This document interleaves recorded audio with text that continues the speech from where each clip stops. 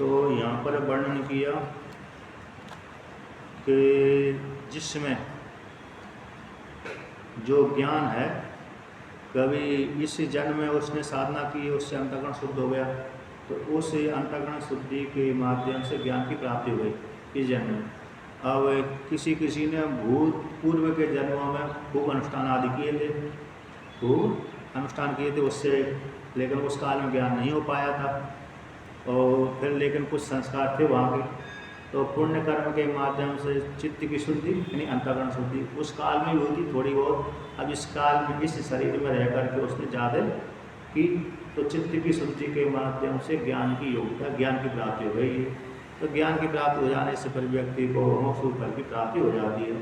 क्योंकि भगवान भास्कर ने वर्णन किया अतीतेषु बहुषु जन्मसु, अतीत काल के भूतकाल के, तो भूतकाल में बहुत से जन्मांतरों में उसने तप, साधना, ब्रह्मचर्य का पालन, उपासना ये कर्म किए थे। तो संचित होते होते होते होते अब उसमें ऐसी योग्यता सिद्ध हो गई, अब ज्ञान का अधिकारी बन गया। पहले ज्ञान का अधिकारी तो था, लेकिन कामना उसके मन में बहुत बैठी हुई थी। ब्रह्मचर्य का पालन भी करता था, और मैं कभी कभी नहीं भी करता था, कभी कभी करता है, कभी कभी निष्काम भी करता है, कभी कभी सकाम भी करता था। क्योंकि भारत जीवन में रहता है तो व्यक्ति की कई प्रकार की कामना होती है, कभी निष्काम वाली हो जाती है, कभी सकाम वाली हो जाती है, दोनों प्रकार से चलती रहती है। तो फिर जो सकाम वाली हो गई तो वो तो लोकांतर फल दे दिया, और जो बिना कामना के कर्म बन गए पुण्य वाले कर्म, तो संचित कोटि में चले गए। तो निष्काम में उसको कभी कभी व्यक्ति निष्काम भी कर देता है भारत जीवन में रह करके। व्रत जीवन में तो निष्काम ही देता है, लेकिन भारत जीवन में रह करके बहुत से कर्म ऐसे बन जाते हैं, निष्काम हो जाते हैं। उसी निष्काम से क्या हो जाता है, व्यक्ति का अंतःकरण शुद्ध होने लगता है। तो सकाम से भी अंतःकरण की शुद्धि होती है, लेकिन देर में होती है। सकाम से अंतःकरण की शुद्धि होती है, लेकिन देर में होती है, और निष्काम से तो जल्दी होती है। अब वहाँ के पुण्य कर्म जुड़े, एक जन्म के, दो जन्म के, हजारों लाखों वर्षों के पुण्य कर्म जुड़ते जुड़ते जुड़ते अब वो फल देने के लिए इकट्ठे होकर के फल देने के लिए उन्मुख हो गए। अब इस जन्म में आकर उसको ज्ञान की योग्यता आ गई। अब ज्ञान की जिसकी योग्यता आ गई, उसमें ब्रह्म ज्ञान की, लौकिक ज्ञान में तो कोई समस्या नहीं है, लेकिन जो ब्रह्म ज्ञान की योग्यता आ गई तो उसे चित्त शुद्धि के माध्यम से ब्रह्म ज्ञान हो गया। तो ब्रह्म ज्ञान के द्वारा मोक्ष फल की प्राप्ति हो गई। ज्ञान हो गया मतलब क्या? ज्ञान बोले कि कोई चीज मैं नहीं जानता तो मुझे ज्ञान नहीं है, अगर मैं जानता हूँ तो मुझे ज्ञान हो गया। तो जिससे आप बोल रहे हैं कि ज्ञान हो गया, हाँ, जो मतलब आत्म संबंध ज्ञान, जगत संबंधी ज्ञान की बात नहीं कर रहा हूँ मैं। जगत संबंधी ज्ञान तो व्यक्ति को कोई ज़्यादा पुरुषार्थ, सीमित पुरुषार्थ देने वाला है, निर्विशेष सुख को देने वाला नहीं होता है। हम लौकिक संबंधी ज्ञान तो हम जानते ही हैं, अरे इस एक काम करने से हमको इस फल की प्राप्ति हो जाएगी, एक काम करने से ये फल की प्राप्ति होगी, उससे मात्र सीमित धन प्राप्त हुआ, सीमित सुख की प्राप्ति हुई, कुछ काल के बाद वो नष्ट भी हो जाता है। लेकिन जो आत्म संबंधी ज्ञान, यहाँ पर चर्चा किसकी, मात्र आत्म संबंधी ज्ञान, स्वयं का ज्ञान कि मैं कौन हूँ, इस वाला ज्ञान।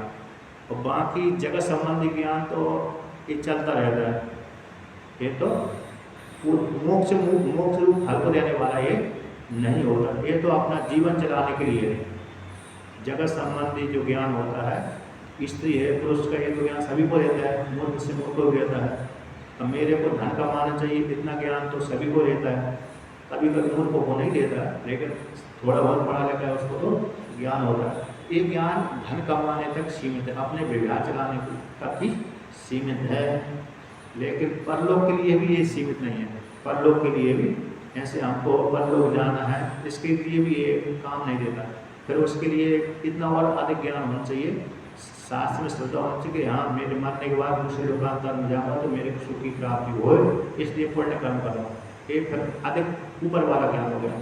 इसके पश्चात अब ऊपर से भी और ऊपर वाला ये ज्ञान हो गया कि इस ऐसे निष्काम कर्म करूँ तो जिससे मेरे को अंतःकरण की शुद्धि हो, अंतःकरण की शुद्धि हो तो ज्ञान की मतलब ब्रह्म ज्ञान की योग्यता है। यहाँ पर ज्ञान शब्द से ब्रह्म ज्ञान। लौकिक संबंधी ज्ञान तो व्यक्ति को सामान्य रूप से प्राप्त हो जाता है। गुरुकुल में मतलब विद्यालय में व्यक्ति पढ़ने जाता है बालक बालिका, तो वो लौकिक संबंधी ज्ञान ही कराते हैं कि ऐसे इतना पढ़ोगे तो नौकरी आपको मिल जाएगी, और नौकरी मिल गई मतलब आप धन कमा सकते हो। तो धन कमा तो क्या होगा, तो भोग भोगो। धन कमाने का उद्देश्य तो यही है, भोग भोगने के लिए तो धन ही है, ना कि और कुछ अन्य करने के लिए थोड़ी बोलते हो। जो अभी वर्तमान काल की शिक्षा है, धन कमाओ और भोगो, इतनी अकेली उनकी शिक्षा है। आगे क्या है पीछे क्या है उसकी शिक्षा नहीं देते। हाँ, शास्त्र अकेला देता था। पहले जो गुरुकुल में पढ़ते थे उनके लिए तो शिक्षा देते थे कि इस लोक के लिए सुख है, परलोक के लिए भी सुख के लिए कर्म करो, धन कमाओ। इस लोक के सुख भोगने के लिए धन कमाओ, और परलोक के में मर करके दूसरे लोग जाओगे, वहाँ के सुख भोगने के लिए धन कमाओ। वहाँ का धन कैसे कमाते हैं, तो पुण्य कर्म करके। लेकिन वर्तमान काल की जो शिक्षा है, बस यहीं के लोग के लिए सुख कमाओ, यहीं के लोग यहीं लोग के लिए धन कमाओ, और धन से कमाओ, धन कमाने से क्या होगा, सुख की प्राप्ति हो जाएगी, गाड़ी आ जाएगी, बंगला आ जाएगा, और आप भोग भोग सकते हो गाड़ी बंगला। धन जिसके पास में उसको भोग प्राप्त हो ही जाते हैं। अब जिसके पास में धन नहीं है तो समझ लो मजदूरी करनी पड़ती है, तो उसको दिन भर मजदूरी करेगा तो उतना ही धन मिलेगा उसको। तो कभी कभी नहीं मिलती मजदूरी तो समस्या हो जाती है। तो लौकिक शिक्षा लौकिक सुख के लिए, सीमित सुख के लिए, और जो अलौकिक शिक्षा अलौकिक सुख के लिए है, असीमित सुख के लिए, निर्विशेष सुख के लिए। ये असीमित जो निर्विशेष सुख है उसके लिए वो ज्ञान अंतर्गण सिद्धि के माध्यम से हो जाता है। बहुत काल के जन्मों से पुण्य का संचित होते होते होते होते एक किसी न किसी दिन तो फलीभूत हो जाता है। इस जन्म फलीभूत हो गया, अब अनेक जन्मों से लेकर पुण्य कर्म करते हुए आ रहा था इस प्रकार से। यहाँ से आपने कभी सुना होगा विस्मिता माँ के विषय में। जब विस्मिता माँ ने 50-100 वर्ष तक कोई उनके पूर्व के जन्म में उन्होंने कोई पाप नहीं किया था, लेकिन एक जन्म में उन्होंने किसी सर्प को, रास्ते में चल रहा था सर्प था, रास्ते में आ गया तो उन्होंने एक बाण मारा, और बाण को मार करके क्या किया, उसको सर्प को उठाया और एक ऐसे दूसरी जगह फेंका, लेकिन सर्प जाकर कहाँ गिर गया, किसी बबूल के वृक्ष के ऊपर गिर गया। अब उसमें कांटे थे, बबूल में तो कांटे होते हैं, तो कांटे में छिदा रहा सर्प, और कई दिनों के बाद वो मरा, महीनों के बाद। उसी प्रकार से उनकी मृत्यु इस प्रकार से हुई विस्मिता माँ की। उस कर्म का फल उनको यहाँ पर भोगना पड़ा। 100 वर्ष पहले का था वो, 100 वर्ष पहले नहीं, 100 जन्मों के पहले का।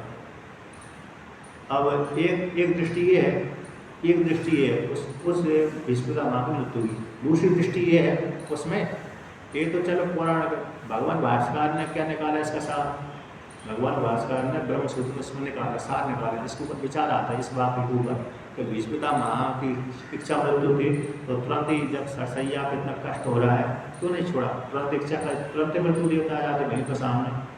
1 महीना 1.5 महीना तक प्रतीक्षा क्यों करी, कष्टमय जीवन क्यों व्यतीत किया, है ना, बाणों के ऊपर सोते रहे, फिर ना कि वहाँ पर उनकी इच्छा मृत्यु थी, लेकिन अपने पिता के वरदान को सिद्ध करना था उनको। किसका, देखो पिता का वरदान भी ऐसा वैसा नहीं होता, अपने पिता की भक्ति का विचार करना था, अपने पिता के वरदान को सिद्ध करना था, दिखाना था कि मेरी जो पिता भक्ति ऐसी वैसी नहीं थी, अलौकिक थी, और पिता ने जो वरदान दिया वो भी झूठा नहीं होता। तो पितृ भक्ति को सिद्ध करने के लिए उन्होंने 1 महीना 1.5 महीना प्रतीक्षा करी। ब्रह्म सूत्र में आपने सुना होगा, यही सिद्ध किया है वहाँ ब्रह्म सूत्र में। पूर्व पक्षी ने तो उन्हीं को निमित्त बना करके कृष्ण बना दिया कि देखो विस्मिता माँ अपने प्राणों को त्याग करने के लिए उत्तरायण की प्रतीक्षा करने लगे थे। ऐसा पूर्व पक्षी उठाया भगवान भास्कर ने। पूर्व पक्षी कहता है कि विस्मिता माँ भी अपने प्राणों को त्याग करने के लिए, यद्यपि विद्वान है, पुण्यात्मा है, उपासक है, लेकिन उसको ही मरने के लिए उत्तरायण की प्रतीक्षा करनी पड़ी। विस्मिता माँ जैसे विस्मिता माँ तो सिद्धांत में उत्तर दिया ना, ऐसी बात नहीं है। तो उन्होंने अपने पिता के वरदान को सिद्ध करने के लिए ही ऐसा किया था। 4 ज्ञानी उपासक, ज्ञानी रूप उपासक है, उपासक चाहे दक्षिणायन मार्ग में, दक्षिण उत्तरायण मार्ग में शरीर त्याग करे, चाहे दक्षिणायन मार्ग में शरीर त्याग करे, चाहे शुक्ल पक्ष में त्याग करे शरीर को, चाहे कृष्ण पक्ष में त्याग करे। उसके मरने के पश्चात वो यदि उपासक है उत्तरायण मार्ग से जाएगा, चाहे दिन को मरे चाहे रात को, है ना। तो मरने वाला उत्तरायण मार्ग वाला जो उपासक हो उत्तरायण मार्ग से जाएगा, और जो कर्मी है चाहे उत्तरायण दिन में मरे चाहे शुक्ल पक्ष में मरे चाहे उत्तरायण मार्ग में मरे तो जाएगा वो दक्षिणायन मार्ग से। इस वहाँ पर सिद्ध किया था। मतलब उन्होंने वहाँ पर तो ये भी है, इस पिता महान है तो मात्र अपने पिता के वरदान को सिद्ध करने के लिए इस प्रकार से 1 महीना प्रतीक्षा करी, ना कि उत्तरायण मार्ग के लिए प्रतीक्षा उन्होंने नहीं करी। तो वहाँ पर ऐसा निर्णय आया। तो मतलब क्या कई जन्मों के पूर्ण संचय होकर के ज्ञान की योग्यता सिद्ध कर देते हैं। अब इस जन्म में ज्ञान की योग्यता आ गई तो उन्होंने उसको प्राप्त कर लिया, क्योंकि यहाँ पर वर्णन किया, इस महाभारत की स्मृति आती है, ज्ञानम उत्पद्यते पुंसाम क्षयात् पापस्य कर्मणा, है ना। तो कहते हैं पुरुषों को जब पाप कर्मों का क्षय हो जाता है तो ज्ञान की उत्पत्ति हो जाती है। और यस्य देवे पराभक्ति ज्ञाता देवी तथा तस्वीर कविता ध्याता प्रकाशंते महात्मा। जैसे देवता में भक्ति है उसी प्रकार गुरु में भक्ति है। अब देवता गुरु में समान भक्ति हो गई तो गुरु ने जो उपदेश किया उसके उपदेश हृदय में बैठ गए, और हृदय में बैठ गए जिससे शिष्य के मतलब अज्ञान तो निवृत्त हो ही जाएगा। हुआ कि नहीं हुआ? लेकिन वो शिष्य के हृदय में कभी बैठा कि वो उसने गुरु के प्रति निष्ठा भी है, भगवान का भजन भी करता है, निष्काम कर्म भी करता है और श्रद्धा भी है। यदि गुरु के प्रति थोड़ी ही अश्रद्धा पैदा हुई तो समझ लो गड़बड़ हो जाएगा वहाँ पर, क्योंकि वो समझेगा नहीं। गुरु को कहेगा ये तो गुरु तो ऐसे बोलते रहते हैं, तो गुरु तो ऐसे ही बोलते रहते हैं, यही तो मजाक उड़ाएगा, है ना। भले ही उनके सामने ना बोले लेकिन आपस में चर्चा करेगा तो यही तो करेगा, ये तो गुरु ऐसे बोलते रहते हैं। बाहर जा करके प्रवचन हाल में तो ऐसे ही सुनेगा, हाँ महाराज जी आप ठीक कह रहे हैं, ठीक कह रहे हैं। और जैसे ही प्रवचन हाल के बाहर गया व्यक्ति तो आपस में यदि चर्चा आपस में कोई 2 व्यक्ति करेंगे तो कहेंगे ये तो गुरु जी ऐसे बोलते रहेंगे। तो ऐसे ही अश्रद्धा हो गई ना वहाँ पर, तो फिर अश्रद्धा हो गई, फिर वो जो प्रवचन के काल में सत्संग काल में उपदेश काल में जो वाक्य दिए थे उपदेश किया था वो नहीं बैठ पाया, हृदयंगम नहीं हो पाया, नहीं हो पाया तो ज्ञान नहीं होगा। तो इसलिए ये श्वेतास्त्र का मंत्र है तो कि जिसकी ऐसी भक्ति निष्ठा है तो उस आज जैसे देवता में भक्ति होती है दोष नहीं लगा, तो उसी प्रकार गुरु के दोष नहीं लगाता। तो उसके गुरु के द्वारा दिए हो वाक्यों के ऊपर विश्वास करके तो जो वाक्य बोला है तो वाक्य के हृदयंगम हो जाता है, हृदयंगम हो गया तो वो ज्ञान हृदय में फूट जाता है, प्रस्फुटित हो जाता है। अब प्रस्फुटित हुआ तो उसी से फिर अज्ञान की निवृत्ति हो गई। अज्ञान की निवृत्ति हुई तो फिर अपने आप जो पहले उसका मुख्य स्वरूप था ढका हुआ था अज्ञान द्वारा वो जाकर हो गया। मांडूकारिका में के अंतिम में भगवान भास्कर का मंगल अपने गुरु के प्रति भगवान के प्रति मंगलाचरण है, तो वहाँ पर वर्णन किया कि ब्रह्म ही भांति विद्या अविद्या को ब्रह्म भी नष्ट करता है, लेकिन उपाधि से लेकर शरीर में जाकर अंतःकरण वृत्ति में, अंतःकरण वृत्ति में बैठ करके ब्रह्म ही अविद्या का नाश करता है। ऐसा ब्रह्म अविद्या का नाश नहीं करता, ऐसे जो व्यापक ब्रह्म है उसकी माया शक्ति अविद्या का नाश नहीं करता, लेकिन करेगा वही ब्रह्म, करेगा वही ब्रह्म, लेकिन अंतःकरण बैठ कर करेगा वही। तो वहाँ पर पंक्ति आप समझेंगे ना, मांडूकारिका के भगवान भास्कर का मंगलाचरण अंतिम में अला शांति प्रकरण का जब अंतिम मंगलाचरण है, पहले ब्रह्म का है, फिर अपने गुरु के गुरु का है, फिर गुरु का है, तो 3 मंगलाचरण वहाँ पर की अंतम में। तो वहाँ पर जो पहला ब्रह्म के विषय में जो मंगलाचरण है उसमें आनंद गिरी महाराज की टीका है, उस टीका में ब्रह्म एवं हंति उस वाक्य का तात्पर्य निकलता है तो ब्रह्म ही नष्ट करता है। कौन? ब्रह्म एवं शब्द का ब्रह्म ही अविद्या का नाश करता है। ऐसे ही कर दे तो नहीं, ऐसा नहीं करेगा, ऐसे सत्ता प्रदान करता है। जैसे सूर्य भगवान जब पृथ्वी पर आते हैं तब अंधकार को दूर करते हैं, बीच में नहीं करते। ऐसे सुनते हैं नहीं सुनते? पृथ्वी और सूर्य भगवान के बीच में अंधकार पड़ा हुआ है, उसको नष्ट नहीं करते। कर देना चाहिए, लेकिन वहाँ पर सत्ता प्रदान करना है उसको, अंधकार को भी। और जैसे ही वो सूर्य भगवान का प्रकाश, निर्मल प्रकाश पृथ्वी से टकराता है तो विपरीत जब टकराता है विपरीत होता है तभी अंधकार को दूर करता है। लेकिन आकाश वाले अंधकार को दूर नहीं कर रहे, करते हैं नहीं करते, वहाँ पर सत्ता प्रदान करता है। उसी प्रकार से ब्रह्म भी जो निर्विशेष ब्रह्म उसको सत्ता प्रदान कर रहा है माया को, लेकर हृदय में बैठ कर तो वही ब्रह्म उस अज्ञान को उसी माया को नष्ट कर रहा है, उपाधि यहाँ पर बैठ कर उपाधि के माध्यम से। एक तात्पर्य मुझे समझने योग्य। अब देखिए आगे चलते हैं। इति ही शब्दः उपलक्षणार्थत्वे प्रदर्शनार्थः इति एवं आदि अन्यदपि ज्ञान उत्पत्ति उपकारकम्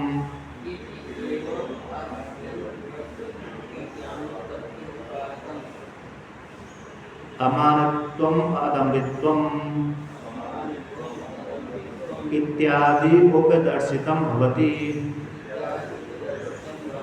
प्रतिष्ठापादोपादाविवास्य तेषु हि सस्सु प्रतिष्ठति ब्रह्म विद्या प्रवर्तते। पद्भ्याम् इव पुरुषः पद्भ्याम् इव पुरुषः वेदाश्चत्वारः सर्वाणि च अंगानि शिक्षादीनि षट् कर्म ज्ञान प्रकाशकत्वात् वेदानां तदलक्षणार्थत्वात् अंगानां प्रतिष्ठात्वम्। तो एक पैराग्राफ को व्याख्यान करते हैं कि इति इस प्रकार से, इति शब्द तो ऊपर का वाचक हो गया, इति शब्द उपलक्षणार्थत्वम्। अच्छा, इति शब्द भाष्य में श्रुति में आया तस्य तपोदम कर्म इति, तो कर्म इति में जो इति शब्द आ गया है ना, कर्म इति प्रतिष्ठा वेदा सर्वांगानि सत्यमाचरणम में, तो एक ही बात है इति, कर्म इति शब्द कैसे जो उपलक्षण को प्रदर्शन करने के लिए, उपलक्षणात्मक प्रदर्शनार्थ, उपलक्षणात्मक प्रदर्शन के लिए मतलब उपलक्षण का अर्थ है स्वबोधकत्व सति श्वेतबोधकत्व। उपलक्षण एक वस्तु का ज्ञान करा दिया, इंद्रिय बोल दिया, चक्षु इंद्रिय। अब चक्षु इंद्रिय का कह दिया तो चक्षु इंद्रिय अन्य इंद्रियों का बोध करा देती है कि हाँ ऐसा, इसी प्रकार से इससे भी ज्ञान नहीं हो सकता। जैसे चक्षु इंद्रिय से ज्ञान नहीं हो रहा, जैसे चक्षु इंद्रिय मन का परमात्मा विषय नहीं है, चक्षु इंद्रिय का विषय परमात्मा नहीं है, उसी प्रकार से अन्य दूसरी चक्षु इंद्रिय घ्राण इंद्रिय के द्वारा भी परमात्मा विषय नहीं बनता। तो प्रमाण जैसे यतो वाचो निवर्तन्ते अप्राप्य मनसा सा, तो वहाँ पर यतो वाचो निवर्तन्ते अप्राप्य मनसा सा, यतो वाचो तो बाप इंद्रिय बोल दिया, तो मनसा बोल दिया, तो मन और इंद्रिय दो ही तो बोला है, 5 ज्ञान इंद्रिय पूरी नहीं बोले, 5 कर्म इंद्रिय पूरी नहीं बोले, अंतःकरण पूरा नहीं बोला, मात्र वाणी और मन बोला। तो वाणी ने अन्य ज्ञान इंद्रिय कर्म इंद्रिय को बोल दिया, मन ने अरे बुद्धि का उपलक्षण कर दिया, तो स्वयं को बोध करा दी, इतर का बोध करा दी, उनको उपलक्षण बोल देते हैं। उसी प्रकार से यहाँ पर इति शब्द आया है। कर्म इति ऐसा तप है, दम है, कर्म इति अन्य का भी उपलक्षण है। तो ब्रह्मचर्य है ना, नियम आसन ये सारे हैं, तो इनके माध्यम से साधक ज्ञान की योग्यता प्राप्त कर लेता है। ये करेगा तो ज्ञान उत्पन्न होगा, ज्ञान उत्पन्न हुआ तो कौन सा ज्ञान उत्पन्न हुआ? अच्छा, लौकिक ज्ञान भी इसी प्रकार से होता है। यदि लौकिक ज्ञान को नियम संयम नहीं करेगा, लौकिक ज्ञान की प्राप्ति के लिए भी उसको ये करनी पड़ती है, ब्रह्मचर्य का पालन करनी पड़ती है, और जो नियम करनी पड़ती है, एकाग्र होना पड़ता है, नियम करते एकाग्र, चंद मन को रोकना ही पड़ता है, नहीं तो विद्यार्थी कंठस्थ नहीं कर सकता, धारण नहीं कर सकता। लौकिक ज्ञान के लिए उसको योग्यता सिद्ध करनी पड़ती है। हाँ, लौकिक ज्ञान सीमित रह जाता है, इतना अकेला है, क्योंकि आज यहाँ पढ़ा रहा है आचार्य है ना, जिस गुरुकुल में, तो एकाग्र मन नहीं करेगा तो उसकी वाणी नहीं सुन पाएगा, समझ पाएगा, तो वाणी नहीं समझ पाया तो उसको आगे बढ़ ही नहीं पाएगा। तो यहाँ पर लौकिक शिक्षा के लिए भी नियम अनिवार्य होते हैं, तो पारमार्थिक शिक्षा के लिए तो अनिवार्य है इस प्रकार से। तो कहते हैं ये उपलक्षण के लिए है, और कहते हैं एवं इस प्रकार से एवं इति एवं आदि अन्यदपि, अन्य से भी और भी ज्ञान उत्पत्ति उपकारकम, ज्ञान की उत्पत्ति में हेतु बनते हैं। कौन बनते हैं? जैसे अमानित्वम अदम्भित्वम, मान से रहते, माने अहंकार आदि से रहे, दम दिखावा से रहते, दम यानी दिखावा, इससे रहित हो जाना, और मान यानी हानि लाभ से रहते, हानि लाभ दोनों है। सम्मान हो गया, सम्मान भी व्यक्ति को कभी करना किस में पहुँचा देता है, गड़बड़ी करा देता है। बहुत सम्मान हो जाता है तो फिर व्यक्ति साधना छोड़ देता है। यश आ गए ना सम्मान अब देख यहाँ से जैसे महात्मा को उदाहरण देता हूँ, कहीं कहीं आज किसी किसी स्थान पर महात्मा रहते हैं तो वहाँ पर व्यक्ति उस क्षेत्र के व्यक्ति महात्मा को खूब प्रणाम करते हैं, पैरों पे स्पर्श करते हैं, माथा रखते हैं। और जिस महात्मा को रस आ गया कि हाँ बहुत अच्छा प्रणाम कर सम्मान मिलता है, वह महात्मा दूसरी जगह रहता ही नहीं है। दूसरी जगह खूब खाने पीने को मिले या तो अच्छा सब उनको मिले, लेकिन पैर नहीं छूते, वहाँ पर दूसरे प्रणाम कर लेते हैं, कहते हैं यहाँ ठीक नहीं, हमारी इच्छा है। देखा नहीं देखा, आपने विचार किया होगा तो होगा। तो ऐसा ही होता है, जहाँ पर व्यक्ति को सम्मान अधिक मिल गया तो वो भी फिर बंधन का हेतु हो जाता है, आदि हो गया ना, रस आ गया वहाँ पर उसको। तो इसलिए तो मान से रहते, मान अपमान से रहते और वेशनाओं से रहते। ये भी कैसे हो गया, ज्ञान की योग्यता, ज्ञान की उत्पत्ति में हेतु बनते। दम्भित्व दिखावा से रहे, धर्मध्वज पाठक तो मैं बहुत इस प्रकार धर्मात्मा हूँ, ये दिखावा हो गया, इससे रहे। तो इस प्रकार से गीता में वर्णन किया इत्यादि उपलक्षित भवती, इनसे रहित वाले व्यक्ति साधक को, साधिका को ज्ञान की प्राप्ति हो जाती है। प्रतिष्ठा यानी पादो, प्रतिष्ठा का अर्थ पाद, प्रतिष्ठा यानी स्थित हो जाना, पादो ही अस्य, इस उपनिषद के ये पाद समान पाद हैं, पैर के समान पैर। जैसे पैर से व्यक्ति खड़ा रहता है, बिना पैर के तो खड़ा नहीं हो सकता, जैसे पैर के बिना खड़ा नहीं हो सकता, उसी प्रकार से इन साधनों के बिना ज्ञान की प्राप्ति मुश्किल है। इसलिए साधन है, ये पैर के समान पैर है। कौन तप है, सत्य है और ब्रह्मचर्य का पालन है और कर्म है, इनके माध्यम से ज्ञान प्रतिष्ठित हो जाता है, ठहर जाता है, उसी हृदय में ठहर जाता है। नहीं तो आचार्य के मुखारबिंद से सुना, इस कान से सुना, इस कान से निकल गया, ठहर ही नहीं पाया, यानी अंदर नहीं गया, है ना, विचार नहीं किया। अंदर मतलब विचार, इस कान से सुनना, इस कान से निकाल देना, वो तो सामान्य बात हो गई। अंदर ले जाने का अर्थ होगा विचार करना, है ना। हमने आचार्य के मुकाबले से श्रवण किया, और श्रवण करने के पश्चात आचार्य ने क्या कहा, इसका क्या तात्पर्य, ये निकाल नहीं पाए, और नहीं निकाल पाया तो बैठ नहीं पाया वो। इसीलिए तो भागवत पुराण में यही तो आया था, धुंधुकारी ने विचार किया गोकर्ण की बात को, सुबह से लेकर दिन भर तो कथा सुनी उसने बिना खाए पिए, लेकिन उन लोगों ने, अन्य लोगों ने भी कुछ ने खा करके सुनी, कुछ ने बिना खाए सुनी, समान हो गया। लेकिन विशेषता इसमें क्या हो गया कि अन्य लोगों ने मात्र श्रवण करके विचार नहीं किया, तो उसने विचार किया, इसलिए मुक्त हो गया। इसलिए वो यमदूत आया ना, क्या मतलब भगवान के दूत, उन्होंने स्पष्ट बोल दिया कि इन लोगों ने कहते एक व्यक्ति के लिए तुम लेकर क्यों आए विमान, कितने सारे सुनना है, कथा सारे सुनना है, सभी को लेकर आना चाहिए थी, सभी जाने के लिए तैयार बैठे हुए हैं। कि नहीं, इन्होंने भेदपूर्वक श्रवण किया। कि कौन सा भेद, कि देखो इस धुंधुकारी ने बिना खाए पिए सुना और विचार करता रहा, किंतु इन्होंने खा पी करके सुना। अच्छा, कुछ लोगों ने बिना खाए पी सुना, बहुत से व्यक्ति संयमी होते नहीं होते, जैसे बालक आदि तो खा पी कर सुने, लेकिन जो वृद्ध होते हैं, जवान होते हैं, शरीर को सहन कर सकते हैं। जैसे कल निर्जला एकादशी है, कुछ आज भी मानते, कुछ कल भी मान रहे हैं, तो निर्जला एकादशी को बहुत से व्यक्ति बिना जल पिए रह जाते हैं, कुछ धीरे थे, कुछ रह जाते हैं।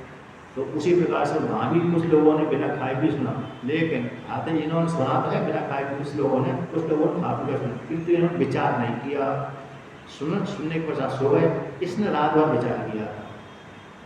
तो इसलिए इसको अब ये भी यदि उसी प्रकार से सुने और सुन करके विचार करें तो इनके लिए भी एक एक विमान आ जाएंगे। दोबारा फिर उसने यानी गोकर्ण ने श्रावण मास में भागवत कथा सुनाई थी, चाहे उस काल में भली साप्ताहिक सुना दी हो, चाहे 15 दिन की सुना दी हो, लेकिन यहाँ तो उसने साप्ताहिक कथा सुनाई थी, सुबह से लेकर शाम तक।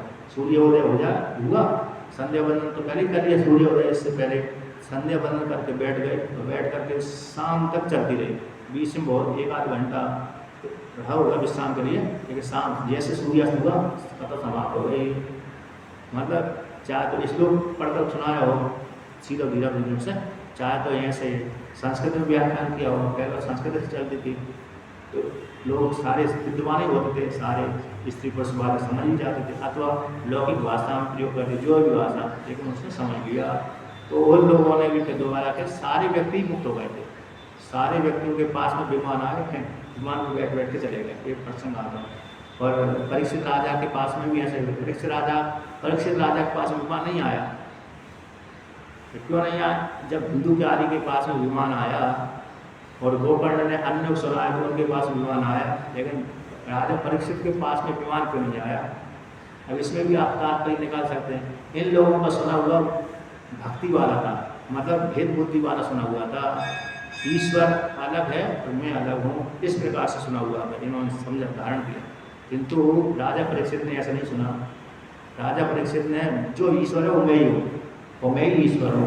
हम ब्रह्म परम धाम ब्रह्म हम परम पदम एवं समीक्षण आत्मानम आत्मनि आधा है निष्कले। ऐसा चल रहा है, ब्रह्म मैं हूँ और ब्रह्म में वो ब्रह्म मैं हूँ, मैं ही वो ब्रह्म हूँ। ऐसा सुखदेव मुनि ने अंत में ये उपदेश किया, हे राजन आप ऐसे चिंतन करिए। तो जो ब्रह्म है वो है वह तुम हो, जो तुम हो भी तुम वो ब्रह्म को हो, मैं हूँ। हम ब्रह्म परम धाम, जो मैं हूँ वो ब्रह्म है, तो जो ब्रह्म है वो मैं हूँ, एक हो गया ना। इस प्रकार से चिंतन करके आत्मा में आत्मा को आधारण करें, निष्कल आत्मा को अपनी आत्मा में चिंतन कर धारण करें। तो फिर अंत में उन्होंने बोल दिया, ज्ञान तो हो ही गया था, नष्टो मोहा तो दे, नष्टो में स्थिति में लग जाए तो गीता का वाक्य है, तो वहाँ पर अज्ञान तो दे कृपया अज्ञानम नष्टा, मतलब श्लोक कंठस्थ नहीं होगा उसमें। तो आपकी कृपा से मैंने वो ज्ञान प्राप्त कर लिया, आखिर अपने आप को जान लिया। अब चाहे मेरे को तत्व से चाहे कुछ हो, अब मेरे को चिंता नहीं है। इसलिए उनके वो तो ब्रह्म में ली हुए थे, इसलिए उनके पास में विमान नहीं आया। नहीं तो उनके पास में विमान आता, उनके पास में अभी विमान आता और विमान पर बैठ कर वो लोक में जाते, लोकांतर गमन करते, किंतु वो लोकांतर में गमन किया ही नहीं, वो ब्रह्म में ली हुए थे, है ना। तो दोनों प्रकार से वहाँ पर ये समझने की योग है कि इनके पास में विमान आ गया, इनके पास नहीं आया। कभी कभी तर्क बुद्धि हो सकती है कि नहीं? तो इस प्रकार से तो ये बीच में तो कहते हैं पैर के समान। ये कौन है? ये ब्रह्मचर्य, कथा, भागवत, सत्य आदि पैर के समान पैर है। आते इनके रहने पर ही ज्ञान हृदय में बैठता है। अब कहते हैं तेसु ही सस्सु प्रति तिष्ठति ब्रह्म विद्या प्रवर्ति। इनके रहने पर किसके हृदय में? इनके रहने पर ब्रह्मचर्य, सत्य बोलना, तपस्या करना, निष्काम कर्म करना इत्यादि, व्रत, तीर्थ, उपास, व्रत आदि करना, इनके रहने पर ब्रह्म विद्या उसके हृदय में बैठ जाती है, प्रवर्तते बहती रहती है ना। मृत्यु वर्तन है पदविहाम ये पुरुष, जैसे पुरुष अपने पैरों के द्वारा चलता है, स्थिर रहता है, नहीं तो बैठा रहेगा, है कि नहीं? पैर नहीं है तो वो चल भी नहीं पाएगा, दौड़ भी नहीं पाएगा, नहीं बैठे ही रहेगा। जैसे जिस किसी का पैर कट गया है ना, जामों से ही कट गए हैं, घुटने से ऊपर से किसी के पैर कट जाते हैं तो वो तो बैठे ही रहता है। अब जिसके पैरों के घुटने से नीचे है तो वो तो नकली पैर लगा कर चल देता है, तो लेकिन जो वो ऊपर कट गए तो वो मुश्किल हो जाता है उसको। तो इसलिए पैरों के द्वारा पुरुष जैसे प्रतिष्ठित है उसी प्रकार से। तो कहते वेदस्य चंद्रवारी सर्वाणी अंगानी, वो जो 4 वेद उसके अंग शिक्षा, कल्प, निरुक्त और छंद, व्याकरण, ज्योतिष, ये 6 अंग है। इनके माध्यम से षट और ज्ञान, कर्म, प्रकाश, तत्व, ये सारे ज्ञान, ये कर्म कैसे षट ये कर्म आदि ज्ञान के प्रकाशक होते हैं। अतः इसके द्वारा ज्ञान की प्राप्ति होती है। और वेदानाम तद रक्षणा तत्व, और वेदों के रक्षण करने से, वेद को स्वाध्याय करने से, और वेद में एक प्रतिष्ठित हैं, सारे इसमें हैं, वेद में प्रतिष्ठित हैं और वेद के अंग हैं। इस प्रकार से वेद की रक्षा करते हैं। इसको कहते हैं अंगानाम प्रतिष्ठत्व, अंगों का प्रतिष्ठित है। अर्थात ये अंग के माध्यम से वेद प्रतिष्ठित, वेद के द्वारा ज्ञान प्राप्ति होती है। वेद के द्वारा अर्थात उनकी रक्षा आपके कारणभूत होने से वेदांग को ब्रह्म विद्या कहा गया। अर्थात जैसे इनके रहने पर वेदों के जो अंग है ना, अब व्याकरण नहीं पढ़ा तो उपनिषद को कैसे समझेगा? जिसने व्याकरण पढ़ी नहीं तो वो उपनिषद को समझा नहीं सकता, क्योंकि जो उपनिषदों में जो भावार्थ निकलेगा, शब्दों का अर्थ निकालेगा, तो वो तो व्याकरण के बल के ऊपर से परंपरा सुना हुआ और व्याकरण का बल लगाएगा, तो व्याकरण के बल के अनुसार ही अच्छे समझ में आता है। अब जिसने व्याकरण का बल लगा ही नहीं, पढ़ा ही नहीं, उसको समझने में थोड़ी कठिनाई पड़ती है। जैसे तुलसी के रामायण में तो ब्रह्म की चर्चा आती है, लेकिन मुश्किल पड़ जाती है वहाँ पर ब्रह्म की चर्चा समझना, है कि नहीं।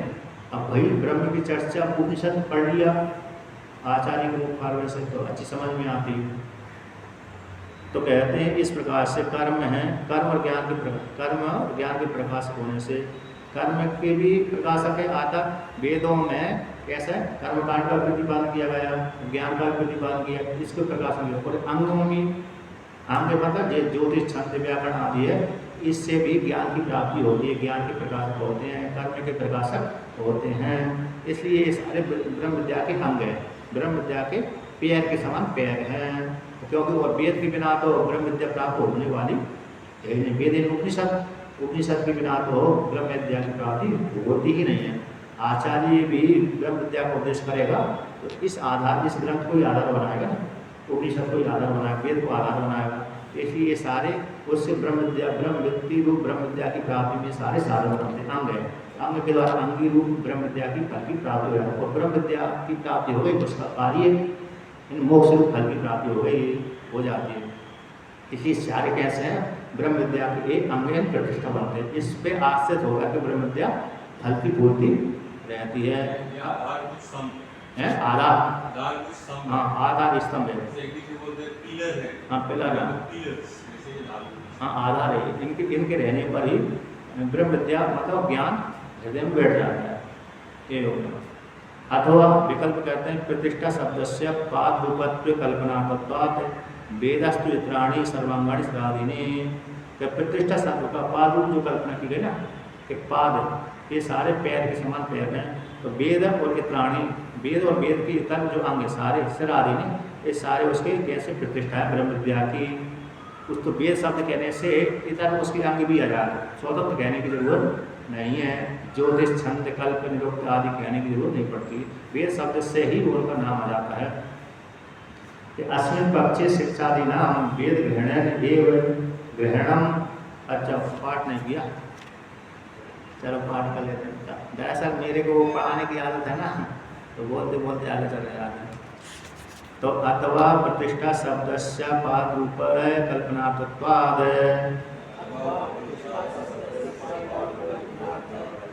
वेदास्तु इत्राणि सर्वांगानि सदादीनि। तो कहते हैं अथवा प्रतिष्ठा शब्द का पाद रूप कल्पना की जाने से, प्रतिष्ठा शब्द पाद का कल्पक है, इसलिए वेदस्तु इत्राणि जो वेद और वेद से इतर जो सारे अंग हैं वो सारे शरादीनि, जैसे हमारे पूरा अंग ही हो गए, हम एक एक अंग हो गए शरादी, ये सारे को प्रतिष्ठा शब्द से सभी को ग्रहण कर लिया जाता है, वेद शब्द से सभी को ग्रहण कर लिया जाता है। तो उसी को ओला कहते हैं।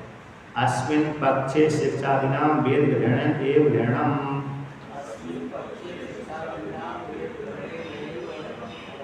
कृतं प्रत्येतव्यम्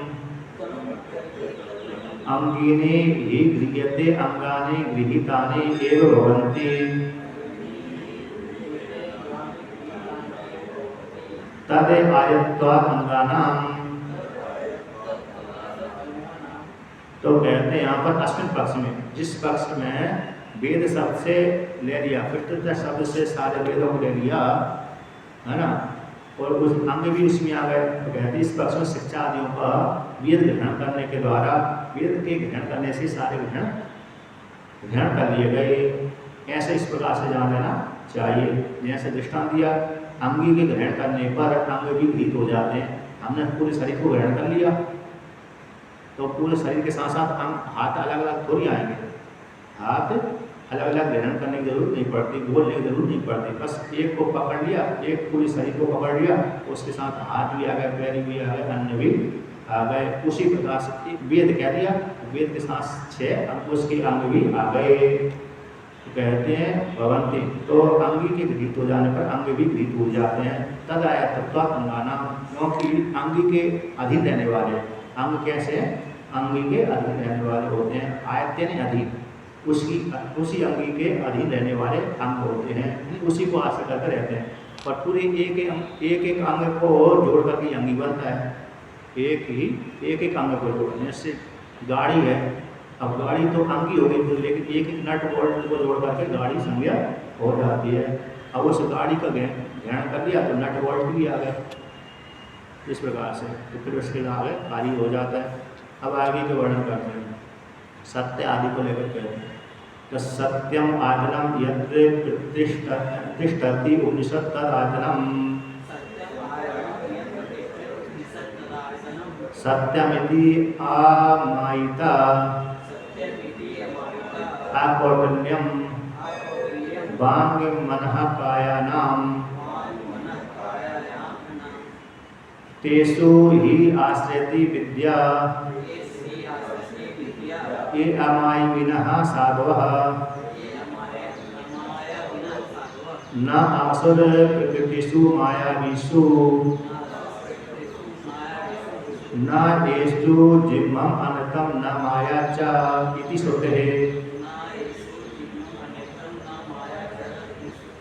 तस्मात् सत्यम् आयतनम् इति कल्प्यते तप आदिषु एव प्रतिष्ठात्वेन प्राप्तस्य सत्यस्य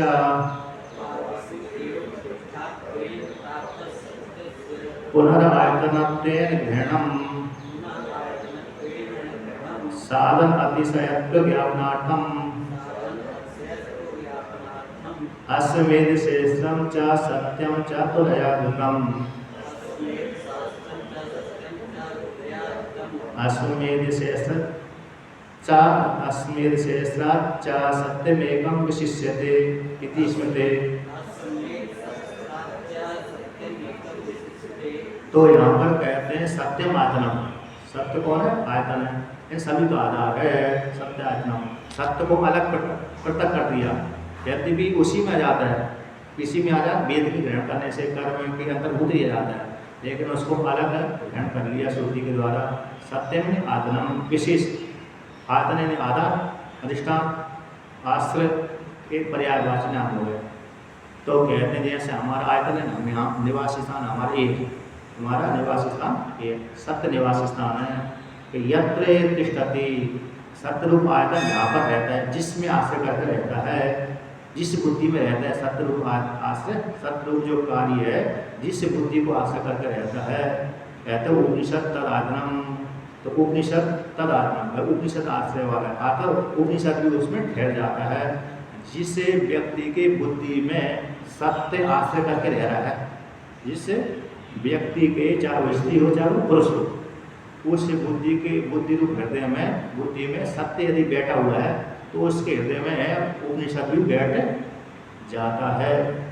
क्योंकि असत्य बोलता है तो सत्य बोलने वाले का हृदय साफ ही हो जाता है, तो साफ हो गया तो उस हृदय में ज्ञान तो बैठ गया, उपनिषद का जो ज्ञान बैठ जाता है। तो कहते हैं जहाँ पर जो सत्य रूप है उपनिषद है, सत्य रूप मतलब सत्य बोलना, श्रुति कहती सत्यम सत्यम वद धर्मम चरा, ये श्रुति है, त्याग उपनिषद की सत्य बोलना चाहिए और धर्म का आचरण करना चाहिए। तो इसलिए सत्य जहाँ सत्य रूप जो उपनिषद है जहाँ पर रहता है वहीं पर ज्ञान की प्रवृत्ति हो जाती है। तद आत्मा संपूर्ण ब्रह्म ज्ञान का वह आत्मा कहलाता है, उसी को वर्णन करते हैं। सत्यमिति अमायिता, सत्य मतलब यहाँ पर कौन सा सत्य? माया से रहते, चापलूसी वाला सत्य नहीं चाहिए। मनुस्मृति में स्पष्ट वर्णन कर दिया, सत्यम ब्रूयात् प्रियम ब्रूयात्, न सत्यम प्रियम ब्रूयात्, और असत्यम न प्रियम ब्रूयात्, ऐसा धर्म सनातना। सत्य बोलो प्रिय बोलो, ऐसा भी सत्य मत बोलो जो दूसरे को खराब लगे, और ऐसा भी प्रिय मत बोलो पूरा का पूरा झूठा ही हो जाए। चापलूसी हो गई ना, किसी की चापलूसी ज़्यादा कर दी तो मतलब पूरी झूठी हो जाती है। लेकिन शास्त्र में ऐसा आता है, शास्त्र में महापुरुष क्या करते हैं, दुगना तिगना बढ़ा के बोलते हैं। वहाँ पर वो उसको बोलते हैं अतिशय युक्ति। क्या बोलते हैं? अतिशय युक्ति। ऐसे भगवान आए तो भगवान यहाँ पर आ गए इस सत्संग भवन में, सभा में, तो कहते जैसे भगवान आए तो उनके शरीर से करोड़ों सूर्य का प्रकाश निकल रहा है। ऐसा उनके तेज के आगे सारे देवताओं को, ऋषियों को तेज दब गया। ऐसा प्रयोग होता नहीं होता। अब भगवान यदि यहाँ पर आ गए, उनके शरीर से करोड़ों सूर्य का प्रकाश निकलेगा, तो एक सूर्य के प्रकाश से तो हम देख नहीं पाते। एक सूर्य के प्रकाश हमारे सामने आ जाए, उतना बड़ा प्रकाश, उसके आगे ऐसे चकाचौंध होती, दिखता ही नहीं वस्तु को, प्रकाश सारी वस्तु को दबा देगा, इतना भयंकर प्रकाश। जैसे आपने कभी देखा होगा ट्रक की जो लाइट होती ना, कारों की इतनी भयंकर बनाते हैं आउटकर, उसके सामने जैसे जाके हमारे यहाँ काम करना बंद कर देती है ना सभी की, काम करना बंद कर देती है। अब वो तो भगवान का जो सूर्य का प्रकाश तो कितना तीव्र है, कितना मतलब सौम्य भी मान ली, सौम्य वाला, कर्कश वाला नहीं, कर्कश वाले में तो जला देगा वो, लेकिन सौम्य वाला जो प्रकाश है उस प्रकाश में देख ही नहीं पाएंगे। अब करोड़ों को निकल गया तो फिर क्या उसके विषय में कहने का, एक सूर्य के प्रकाश में व्यक्ति नहीं देख पाता तो करोड़ों को प्रकाश निकल जाए, करोड़ों सूर्य को देख नहीं पाया, इसका अर्थ हो गया अतिशय युक्ति, प्रशंसा करके बढ़ा दिया। तो यहाँ पर चलती है, लेकिन ऐसी प्रशंसा नहीं जिसमें पूरा झूठे हो जाए, लेकिन शास्त्र में भगवान के प्रति है प्रशंसा। इसलिए जहाँ पर आपने शास्त्र में देखा होगा ये बहुत धर्मात्मा है, ये पुण्य आत्मा है, ये कितना है, तो कुछ बढ़ा कर दे देते हैं। जैसे नृग राजा के विषय में आता है कि मैंने इतनी दान करी है गाय कि पृथ्वी के कर्ण गिने जा सकते हैं, लेकिन मेरी गायों का दान नहीं गिना जा सकता। तो वहाँ पर क्या हो गया अतिशय युक्ति, मतलब इसको सुनकर के व्यक्ति क्या हो जाए दान पुण्य करे, नृग राजा की उपदेश को मतलब चरित्र को सुनकर के व्यक्ति क्या करे दान पुण्य आदि करे, धर्म पुण्य आदि करे। तो ये शास्त्र में बढ़ा कर दे, अच्छे व्यक्ति के गुणों को बढ़ा करके दे देते हैं। और महापुरुषों का ये नियम है, महापुरुषों को यदि किसी व्यक्ति ने अच्छे कर्म किए है तो उसकी थोड़ी बहुत प्रशंसा करके थोड़े गुणों को बढ़ा चढ़ा कर बोलते हैं। वो अभी भी है, अभी भी यहाँ पर बोलते हैं ना, जैसे कोई मंच पे आया किसी महात्मा का प्रवचन करना है, किसी महात्मा के पुण्यतिथि बोलना है, यद्यपि उस महात्मा ने ज़्यादा कर्म नहीं किया, ज़्यादा कर्म नहीं किया, ज़्यादा पुण्य आदि नहीं किया, लेकिन जब उसके प्रवचन किया जाता है उसके ऊपर तो फिर उसकी प्रशंसा में झड़ी लगाना पड़ती नहीं पड़ती। झड़ी नहीं लगाएंगे तो जिसके सुनने के लिए आया वो कहेंगे कैसे महात्मा को बुलाया, निंदा करके चला गया, होता नहीं होता। तो वहाँ पर भी जब जिस पुण्यतिथि आदि मनाते तो वहाँ पर प्रशंसा करनी पड़ती है, थोड़े और बढ़ा कर बोलना पड़ती है। साथ में आया है एक जैसे महापुरुष आदि है, ऋषि मुनि भी है, किसी राजा की, किसी भक्ति की, किसी स्त्री की, किसी पुरुष की प्रशंसा करते हैं, दोगुना तिगुना बढ़ा करके बोल देते हैं, किंतु झूठा वाला प्रशंसा नहीं करते। थोड़े गुण उसमें होना चाहिए, थोड़े गुण तो उसमें होना चाहिए, विपरीत नहीं होना चाहिए। इस प्रकार से तो मनु महाराज ने इस पर वर्णन कर दिया कि झूठ भी ऐसा नहीं होना चाहिए, दूसरे को अच्छा तो लगता है लेकिन पूरा का पूरा ही पूरा झूठ हो। तो कहते हैं जिसमें सत्य बैठा हुआ है, जिस स्त्री के हृदय में, जिस पुरुष के हृदय में सत्य बैठा हुआ है उसके हृदय में फिर वेद भी सारे देते हैं, मतलब फिर ज्ञान उसके हृदय में बैठ जाता है। मुख्य रूप से जिसके हृदय में सत्य बैठा हुआ है, सत्य बोलने की आदत है, उसके हृदय में उसकी सत्य के प्रभाव से क्या हो जाता है ज्ञान की योग्यता आ जाती है। क्योंकि आगे वर्णन करेंगे, सारा वर्णन करेंगे तो कहते हैं अमायिता माया सहित सत्यम अकौटिल्यम, यानी कुटिलता सहित। कुटिलता का अर्थ हो गया माया का अर्थ होता है किसी व्यक्ति ने पूछ लिया आपसे आप कहाँ जा रहे हैं, पूरब में जा रहे हैं, बोल दिए पश्चिम में जा रहे हैं, जा तो आप कर रहे हैं पूरब में, और बोल दिए सामने वाले से बोल दिए मैं पश्चिम में जा रहा हूँ। ये माया हो, अंदर कुछ और चल रहा है, बाहर कुछ और बोल रहा है। माया का अर्थ होता है अंदर कुछ और चल रहा है, अंदर कुछ और चल रहा है और बाहर कुछ और बोल रहा है, उसको बोलते हैं माया। अगर घटना पट जैसी माया ये जो है जो घटित नहीं होती उसको घटा देते उसको माया कहते हैं। लेकिन यहाँ पर माया का अर्थ ये लेना है, यहाँ पर इस प्रसंग के अनुसार मन में कुछ और चल रहा है और बोल वाणी से कुछ और रहा है, पूरब में जा रहा है और पश्चिम को बता दी मैं तो पश्चिम में जा रहा हूँ, कहाँ जा रहे हो, और जाना है उसको पूरब में, तो सामने वाले से कह दिया कि मैं तो पश्चिम जा रहा हूँ। सामने वाले हो सकता है वो पूरब में जा रहा होगा, सामने वाला कह दी मैं इससे सही बोल देता हूँ मेरे साथ चल लेगा, परेशानी करेगा रास्ते में, दूर बोल देता है। तो पहले किसी व्यक्ति के जो बड़े बड़े आदमी के शत्रु होते थे ना, तो अपनी यात्रा का बताते नहीं है, अभी भी नहीं बताते। बहुत से आपने देखा होगा महापुरुष है, महात्मा होते हैं, मंडलेश्वर, चलो मंडलेश्वर आदि को नेता आदि होते हैं, नेता आदि को बड़ा खतरा रहता है, पूरा जानकारी नहीं देते कि हमारा गंतव्य यहाँ से वहाँ है, कि इतने समय पर हम वहाँ पहुँचेंगे, अपना पूरा नहीं बता देते क्योंकि हमको खतरा है कहीं कोई हमारे पीछे बम ना लगा दे, कुछ ना कर दे, तो अपना ठीक नहीं बता दे। पहले भी राजा महाराजों के ऊपर हमले के भय बना देता था, कहीं शत्रु हाथ लगा कर ना बैठे, इसलिए अपनी गुप्त यात्रा को नहीं बताते।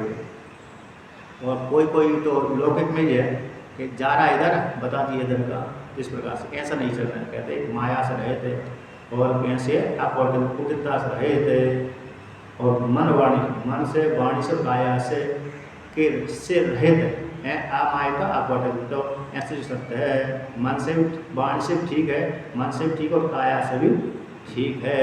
इन तीनों प्रकार मानसिक वाचिक और कायिक तीन प्रकार के होते ना, इनके माध्यम से जैसा बोलता है वैसे ही करता है, जैसा करता है वैसे ही बोलता है और जैसे ही देखना तो चलता है अब देखिए गलत भी दिख जाता है, सही भी दिख जाता है। तो चक्षु है, रूप का प्रकाशन कर दिया, कोई सामने आ गया, स्त्री भी जाती पुरुष भी जाती, गंगा स्नान करने गया व्यक्ति, गंगा स्नान करने समुद्र में स्नान करने गया, अब स्नान करने गया तो स्त्री भी नहा रही पुरुष भी नहा रही।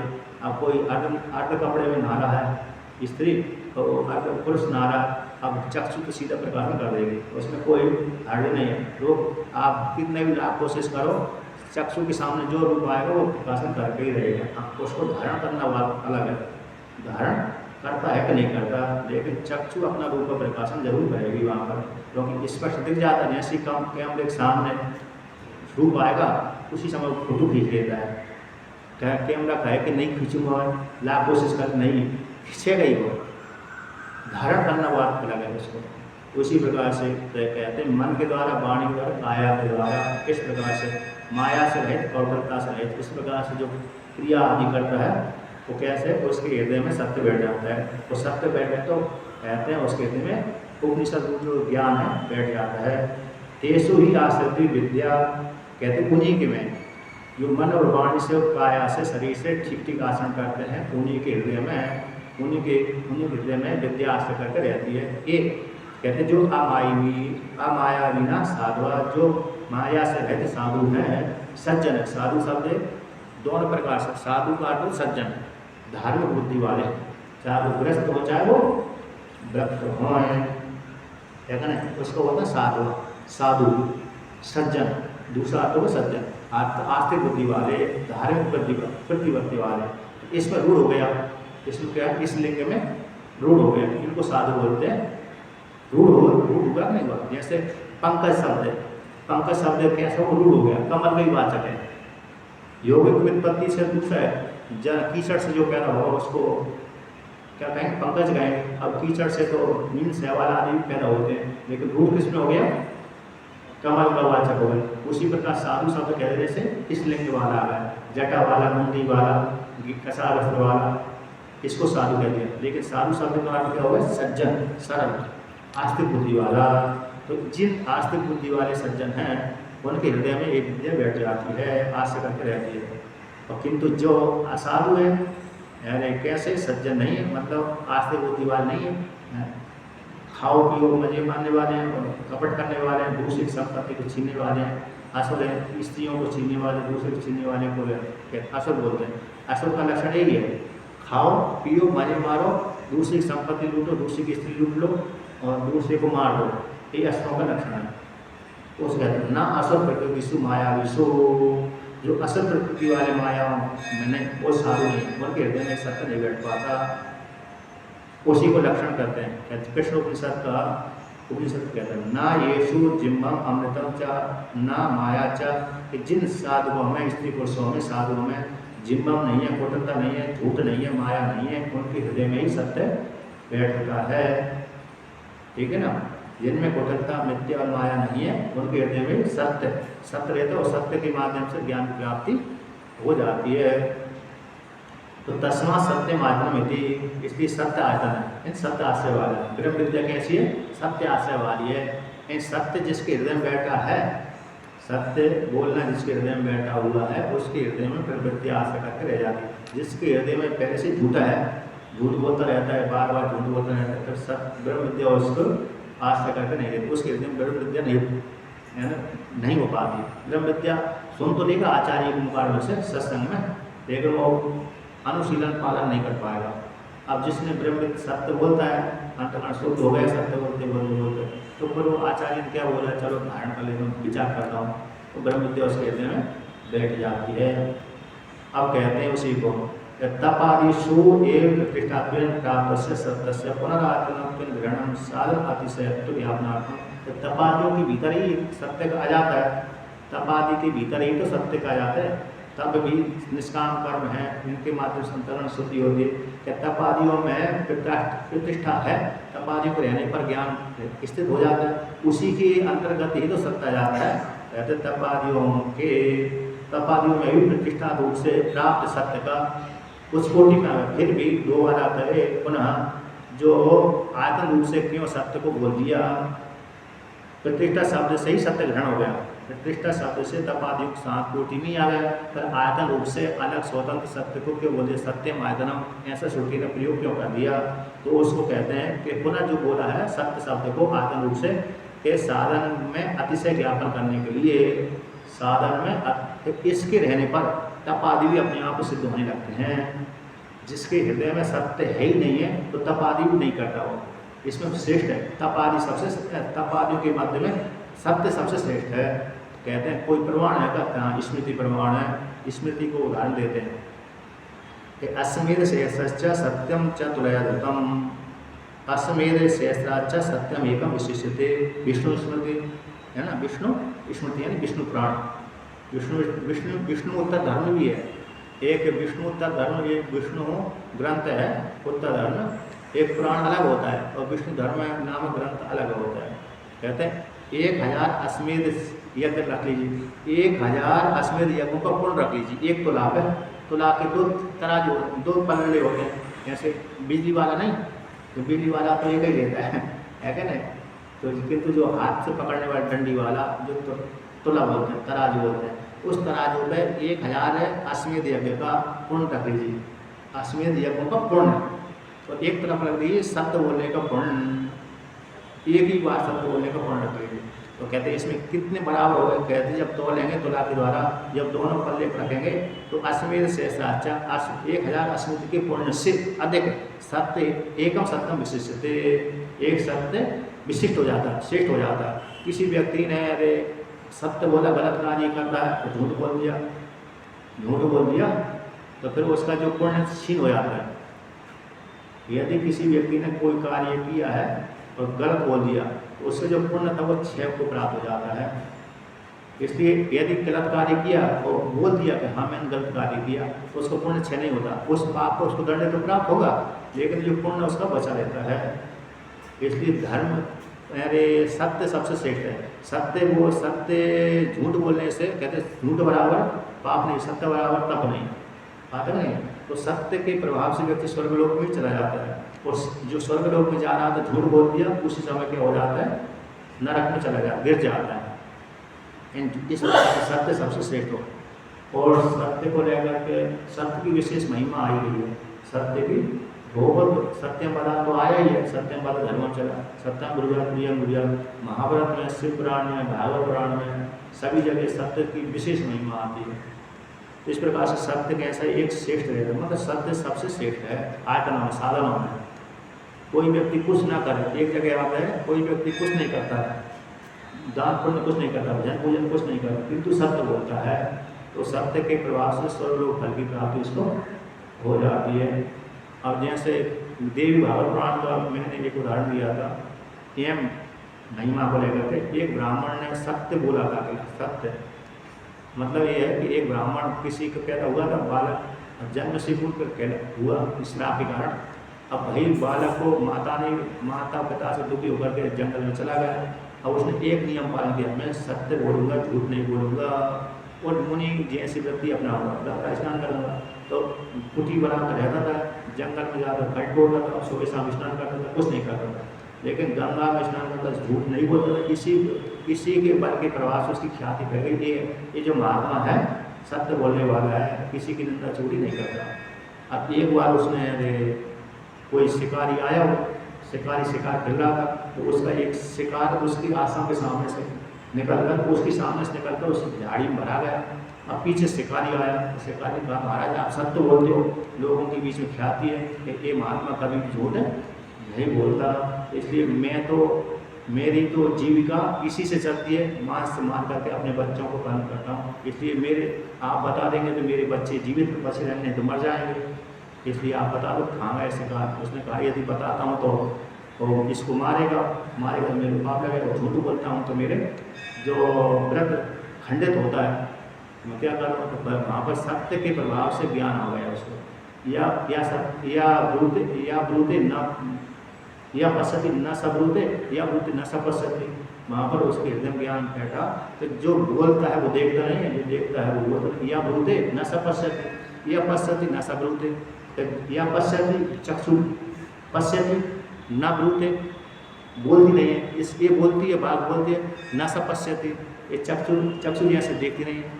इस प्रकार शंकर के 4-5 बार बोल दिया तो जो शिकारी समझ गए बोलने वाला नहीं है, तो उसने झूठ भी नहीं बोला, सत्य बोला, वाणी के द्वारा इस प्रकार सत्य बोला, तो उसका बच गया, तपस्या बच गया। तो देवी सरस्वती माता प्रसन्न हो गई, तो उसको सारा ज्ञान प्राप्त हो गया। तो सत्य के माध्यम से सरस्वती माता प्रकट हो गई, और प्रकट होकर पूरा ज्ञान दे दिया। तो सत्य कैसे हो गया? सबसे श्रेष्ठ हो गया। और उस प्रकार से इन्होंने भी, धर्मराज ने भी झूठ, हाँ, धर्मराज को विशेष उदाहरण लेते हैं। राजा हरिश्चंद्र का उदाहरण पर धर्मराज का उदाहरण, दो ही तो राजाओं की ख्याति है, एक सत्यवादी दोनों है। राजा हरिश्चंद्र भी सत्यवादी हैं और राजा युधिष्ठिर भी सत्यवादी हैं। कहते हैं राजा युधिष्ठिर के विषय में, तो हरिश्चंद्र के विषय में तो विश्वामित्र मुनि कहते हैं ये झूठे हैं। एक प्रसंग में आता है कि ये झूठे हैं। ये झूठे कैसे हैं कि बार बार उसको टालते रहते थे। कौन को? वरुण देवता को। 15 दिन बाद जाना, तब बच्चे को दे दूंगा, बलि दे दूंगा। 1 महीने बाद जाना, तब दे दूंगा। अभी बच्चा तुम्हारा वो है, जनेऊ नहीं हुआ, इसकी बलि की योग नहीं है, चलो इसका उपनयन संस्कार हो जाए, तब अरे बलि दे दूंगा। तो उपनयन संस्कार हो गया तो कहते हैं अरे अभी गुरुकुल जाने का अधिकार, जो अरे बिना अज्ञानी पशु ठीक नहीं होता, इसलिए उसको गुरुकुल भेज देना चाहिए। तो गुरुकुल में भेजकर जब अध्ययन करने लौटेगा तब मैं इसको बलि दे दूँगा।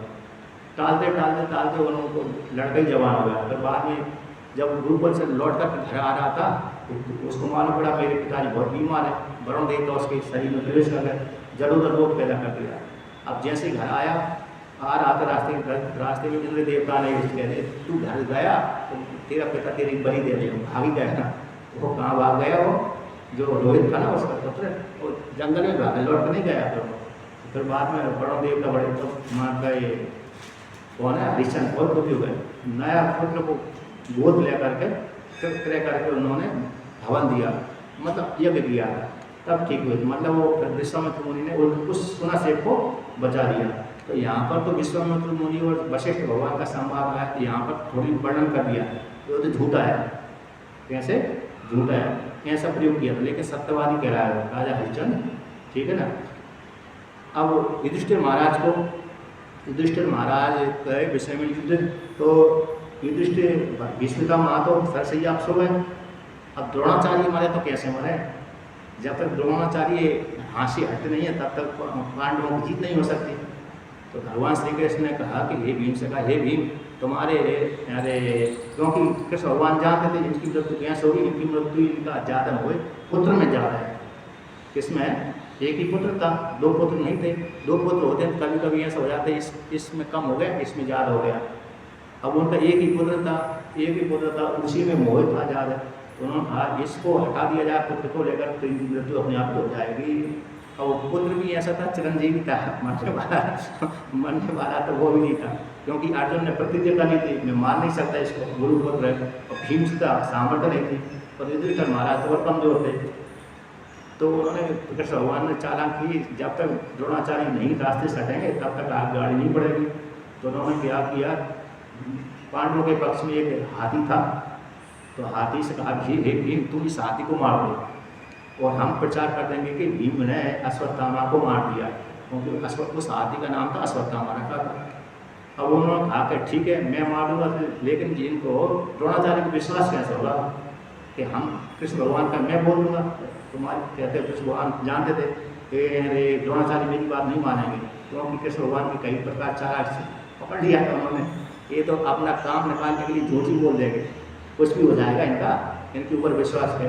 अरे अर्जुन का, अर्जुन के ऊपर भी विश्वास नहीं करते, भीम का, भीम के ऊपर भी विश्वास नहीं करेंगे, नकुल सहदेव नहीं करेंगे, अन्य जो दूसरे राजा के ऊपर एक के ऊपर विश्वास करेंगे, कौन से? युधिष्ठिर महाराज के ऊपर।